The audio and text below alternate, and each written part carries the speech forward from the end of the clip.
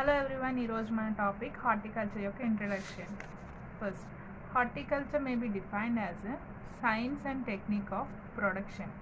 ఒక క్రాప్ని ప్రొడ్యూస్ ఎలా చేస్తున్నామో ప్రాసెసింగ్ చేసి మర్చెండైజింగ్ అంటే మార్కెటింగ్.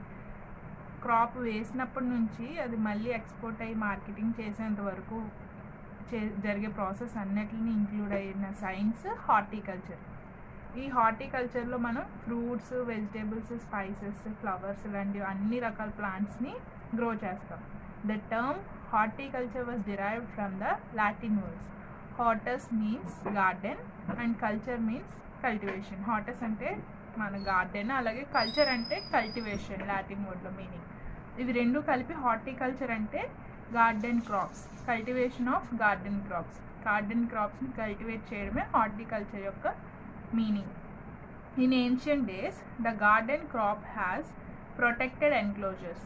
అంటే ఒక క్రాప్ ఉందనుకోండి, గార్డెన్ క్రాప్, దాని చుట్టూ ప్రొటెక్షన్ కింద కన్స్ట్రక్షన్ చేసేవారు with high and similar structure surrounding the houses. ఇప్పుడు ఎలాగైతే మన హౌసెస్ చుట్టూ సరౌండింగ్లో కాంపౌండ్ వాల్స్ ఉంటున్నాయో, అలాగే క్రాప్స్ చుట్టూ కూడా హైయర్ స్ట్రక్చర్స్ అనేవి కన్స్ట్రక్ట్ చేసేవారు ప్రొటెక్ట్ చేయడానికి ఆ క్రాప్స్ని in ancient days. Divisions of horticulture. Horticulture is a wide field, includes a great variety and diversity of crops. మన హార్టికల్చర్లో చాలా డిఫరెంట్ టైప్స్ ఆఫ్ క్రాప్స్ అనేవి ఇంక్లూడ్ అయి ఉంటాయి.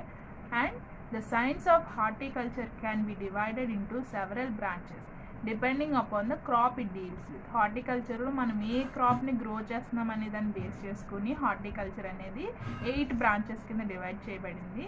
ఫస్ట్, పోమోలజీ. పోమోలజీ అంటే ఫ్రూట్ క్రాప్స్ రిలేటెడ్. మన ఫ్రూట్ క్రాప్స్ ఏవైనా గ్రో చేస్తే అవి పోమోలజీ బ్రాంచ్లోకి వస్తాయి. Example mango, Goa, banana etcetera ఇలాంటివన్నీ. ఇండియా అనేది సెకండ్ ర్యాంక్ ఉంది overall the world compared to Brazil. Brazil first ప్లేస్లో ఉంటే ఇండియా సెకండ్ ప్లేస్లో ఉంది ఫ్రూట్ ప్రొడక్షన్. ఒలరికల్చర్ అంటే వెజిటేబుల్ క్రాప్స్. అంటే ఏవైనా వెజిటేబుల్ క్రాప్స్ గ్రో చేస్తున్నామంటే ఆ బ్రాంచ్ని ఏమంటాం, ఒలరికల్చర్ అని అంటాం. ఇందులో చైనా ఫస్ట్ ప్లేస్లో ఉంది అండ్ ఇండియా సెకండ్ ప్లేస్లో ఉంది వెజిటేబుల్ ప్రొడక్షన్లో. And floriculture. ఫ్లోరికల్చర్లో ఫ్లవర్ క్రాప్స్ని గ్రో చేస్తామన్నమాట. ఫ్లవర్ క్రాప్స్లో మనము ఇండియాలో ట్రెడిషనల్ ఫ్లవర్స్ ఎక్కువ గ్రో చేస్తాం కాబట్టి మనకి రిలీజియస్గా కూడా, అంటే డివోషనల్ పర్పసెస్ కూడా మనం ఫ్లవర్స్ అనేవి ఎక్కువ ప్రొడ్యూస్ చేస్తాం ఇండియాలో. Plantation crops.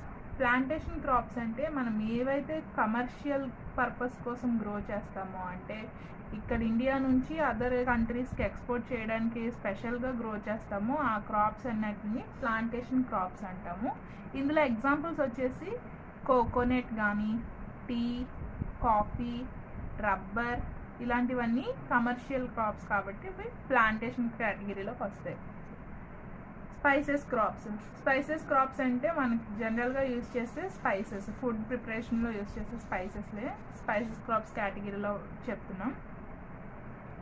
మన ఇండియాని హోమ్ ఆఫ్ స్పైసెస్ అని అంటాం, ఎందుకంటే చాలా వెరైటీ ఆఫ్ స్పైసెస్ అనేవి మన ఇండియాలో అవైలబుల్గా ఉంటాయి, అలాగే గ్రో చేస్తాం కాబట్టి ఇండియాని హోమ్ ఆఫ్ స్పైసెస్ అని అంటారు.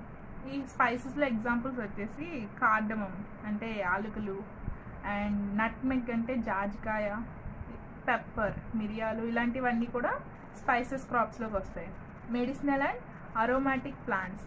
మెడిసినల్ అంటే మనకి మెడిసిన్ ప్రొడక్షన్లో యూజ్ చేసే క్రాప్స్ అన్నింటినీ మెడిసినల్ కేటగిరీలోకి వస్తాయి. అండ్ మెడిసినల్ ప్లాంట్కి ఎగ్జాంపుల్ వచ్చేసి అశ్వగంధ కూడా ఒక మెడిసినల్ ప్లాంటే. అరోమాటిక్ ప్లాంట్స్ ఇప్పుడు హౌస్ ఎంట్రన్సెస్లోని ఫ్లవర్స్లో కానీ ఇలాంటి అరోమా వచ్చే మంచి స్మెల్ వచ్చే ప్లాంట్స్ అన్నిటిని అరోమాటిక్ ప్లాంట్ కేటగిరీ. ఇవి రెండు కలిపి మెడిసినల్ అండ్ అరోమాటిక్ ప్లాంట్స్ అంటాం. Post harvest technology.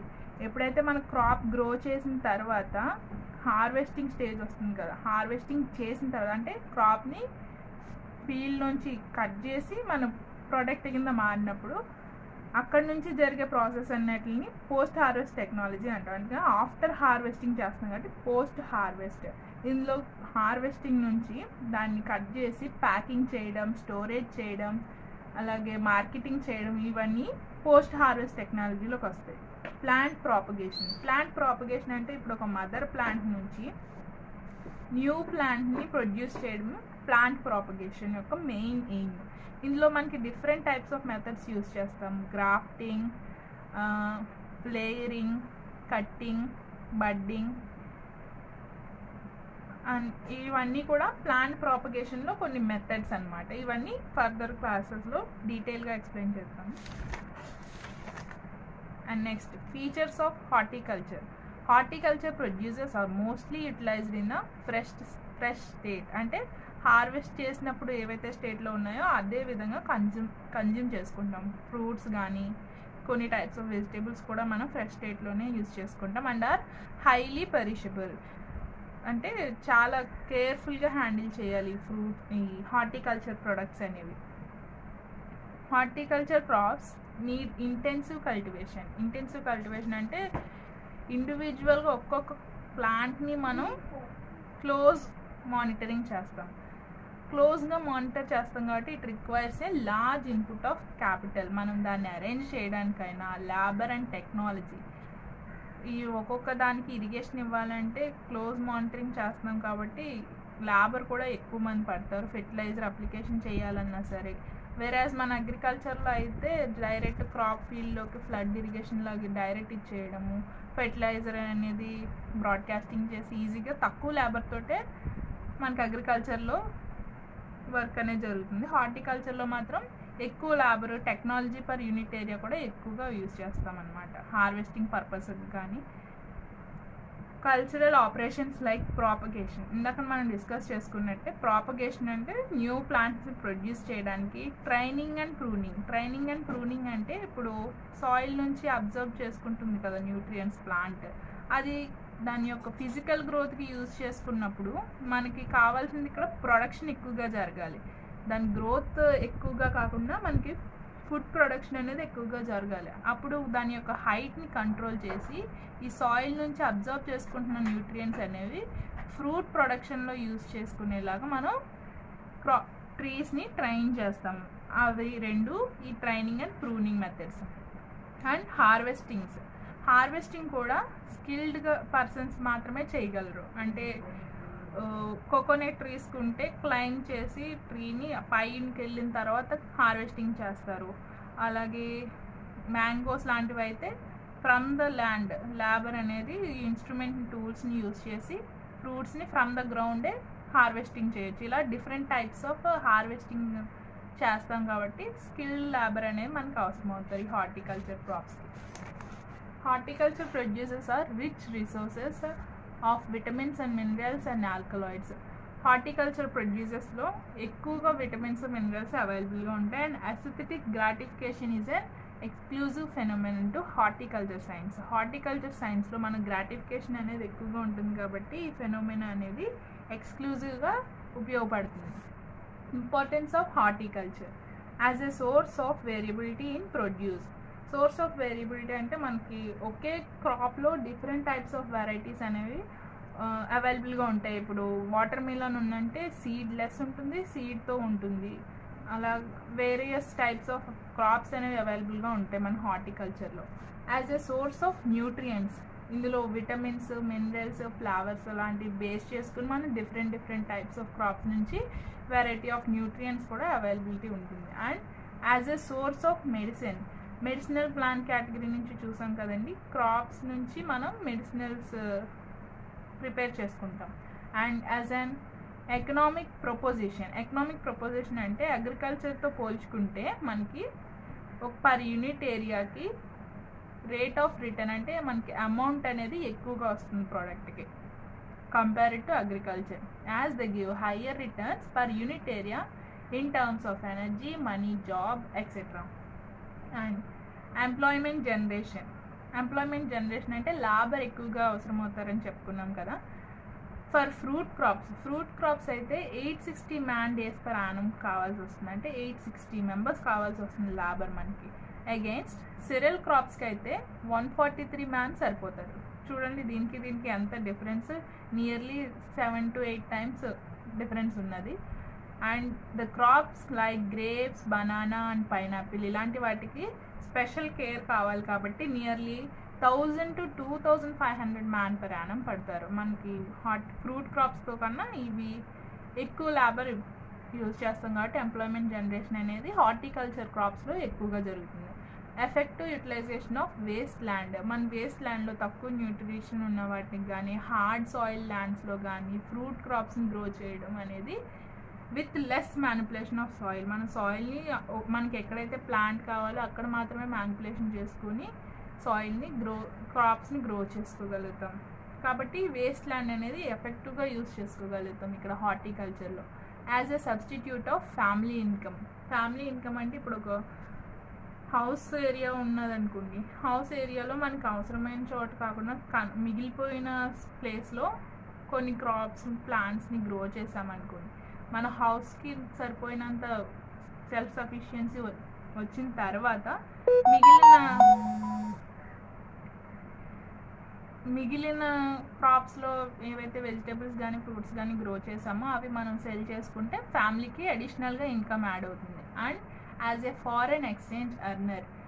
Foreigner exchange అంటే మనకి ఇప్పుడు ఇండియాలో ప్రొడ్యూస్ అయిన ఫ్రూట్స్ కానీ క్రాప్స్ కానీ అదర్ కంట్రీస్కి ఎక్స్పోర్ట్ చేస్తున్నాం కాబట్టి ఫారెన్ ఎక్స్చేంజ్, అక్కడ నుంచి మనకి ఏవైతే ఎక్కువ అమౌంట్లో ప్రొడ్యూస్ చేస్తామో అవి ఎక్స్పోర్ట్ చేసుకుని మనకు కావాల్సినవి ఇంపోర్ట్ చేసుకుంటాం ఆ కంట్రీ నుంచి. ఫారెన్ ఎక్స్చేంజ్ అనేది జరుగుతుంది. Has higher share compare to agriculture crops. మన అగ్రికల్చర్ క్రాప్స్ కన్నా హార్టికల్చర్ క్రాప్సే ఎక్కువగా ఎక్స్పోర్ట్ జరుగుతూ ఉంటాయి. As an input of for industry. ఇండస్ట్రీకి ఇన్పుట్ అంటే ఇప్పుడు ఫ్రూట్స్ ఉన్నాయనుకోండి, యాపిల్ నుంచి యాపిల్ జ్యూస్ ప్రొడ్యూస్ చేస్తాము. అప్పుడు ఆ ఇండస్ట్రీకి ఇన్పుట్గా మనం యాపిల్స్ని పంపిస్తే అవుట్పుట్ కింద యాపిల్ జ్యూస్ వచ్చింది. మ్యాంగో జ్యూస్ కానీ లేదంటే షుగర్ కేన్ నుంచి షుగర్ని ప్రొడ్యూస్ చేయడం కానీ, ఇలా మనం ఇన్పుట్ అనేది హార్టికల్చర్ క్రాప్స్ ఎక్కువగా ఇండస్ట్రీకి ఇస్తాం. aesthetic consideration and protection of environment. Religious life significance in the country. Scope of horticulture. Scope of horticulture depends on incentive it has for the farmers. Farmers ki enta incentive vastundi ane dani batti scope untundi. Alage adaptability of the crops, necessity and facilities for future growth. Ante manaki farmers ki enta incentive economic ga enta money అనేది వస్తుంది ఫార్మర్స్కి, ఆ crop యొక్క seasonal adaptability, మనం ఇక్కడ ఫీల్డ్లో అది ఎంత బాగా గ్రో అవ్వగలుగుతుంది, దానికి అక్కడ చుట్టూ ఉండే క్లైమేట్కి అది అడాప్ట్ అవుతుందా లేదా, అలాగే నెసెసిటీ మనకి ఎంత అవసరమో, ఇవన్నీ బేస్ చేసుకుని హార్టికల్చర్ స్కోప్ ఉంటుంది. Through inputs availability and infrastructure. మనం ఇవ్వగలిగే ఇన్పుట్స్ అలాగే ఇన్ఫ్రాస్ట్రక్చర్. కొన్ని క్రాప్స్కి అయితే స్పెషల్ కేర్ కావాలి, అవి గ్రీన్ హౌసెస్లో కానీ గ్రో చేయాల్సి వస్తుంది. నార్మల్గా అయితే ఓపెన్ ఫీల్డ్ ఏరియాలో గ్రో చేస్తాము. కొన్ని వాటికి స్పెషల్ కేర్ ఉన్న వాటికి ఇన్ఫ్రాస్ట్రక్చర్ అనేది మెయింటైన్ చేయగలుగుతాం. ఆ horticulture has great scope for the following reasons. To exploit the great availability of agroclimatic conditions. మన అగ్రోక్లైమేటిక్ కండిషన్స్ యొక్క వేరియబిలిటీని బాగా యూజ్ చేసుకుని మన క్రాప్స్ని గ్రో చేసుకోగలుగుతాం. To meet the need for fruits, vegetables, flowers, spices, beverages in relation to population growth. మన population growth పెరుగుతుంది కాబట్టి దానికి తగ్గట్టుగా మనం ఫ్రూట్ ప్రొడక్షన్ కానీ వెజిటేబుల్ ప్రొడక్షన్స్ ఇలా హార్టికల్చర్ క్రాప్ ప్రొడక్షన్ అనేది ఇంక్రీజ్ చేసుకుంటాం based on minimum nutritional and other needs. To meet the requirement of processing industries. Industrial పర్పస్కి ఇండస్ట్రీస్లో యూజ్ చేసుకోవడానికి మనం హార్టికల్చర్ క్రాప్ ప్రొడక్షన్ అనేది రిక్వైర్ అవుతుంది. And to substitute import and increase export. Substitute import అంటే వేరే కంట్రీస్ నుంచి మనం ఇంపోర్ట్ చేసుకునేది తగ్గించాలంటే మనకి ఆ వెరైటీ ఆఫ్ క్రాప్ అనేది ఎక్కువగా ప్రొడ్యూస్ చేసుకోవాలి. అండ్ టు ఇంక్రీజ్ ఎక్స్పోర్ట్, మన దగ్గర ప్రొడ్యూస్ అయింది మనం యూజ్ చేసుకున్న తర్వాత ఇంకా మిగిలింది వేరే కంట్రీస్కి ఎక్స్పోర్ట్ చేయగలగాలి. ఇదొక మెయిన్ స్కోప్ హార్టికల్చర్కి. To improve the economic conditions of the farmers and to encourage more labours to prevent the problem of unemployment. హార్టికల్చర్కి ఎంప్లాయ్మెంట్ అనేది ఎక్కువగా ఉంటుంది, లేబర్ రిక్వైర్మెంట్ కూడా ఎక్కువగా ఉంటుంది కాబట్టి మనకి ఎక్కువ మెంబర్స్కి ఎంప్లాయ్మెంట్ అనేది జనరేట్ అవుతుంది. To protect environment.